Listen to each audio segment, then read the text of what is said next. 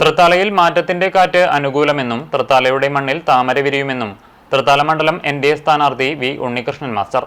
പരസ്യപ്രചരണം അവസാനിക്കെ തികഞ്ഞ ആത്മവിശ്വാസത്തിലാണ് താനെന്നും അദ്ദേഹം പറഞ്ഞു.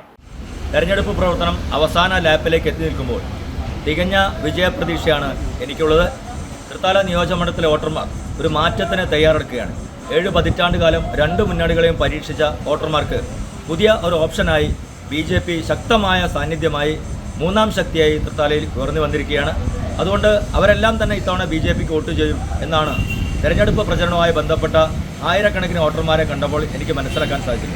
മാത്രമല്ല, തൃത്താല മണ്ഡലത്തെ 7 പതിറ്റാണ്ട് കാലം ഒരു വികസനവും എത്തിക്കാത്ത കർഷകൻ്റെ കണ്ണീര് വീഴുന്ന മണ്ണായി മാറി, കുടിവെള്ളം കിട്ടാത്ത ഗ്രാമങ്ങളുള്ള ഒരു മണ്ഡലമായി മാറി, യുവാക്കൾക്ക് തൊഴിൽ സാധ്യതകളില്ല, ടൂറിസം സാധ്യതകൾ പ്രയോജനപ്പെടുത്തുന്നില്ല, മഹാകവി അക്കിത്തത്തിന് സ്മാരകം പണിയുന്നില്ല. ഇങ്ങനെ നിരവധി വിഷയങ്ങൾ തൃത്താലയിലുണ്ട്.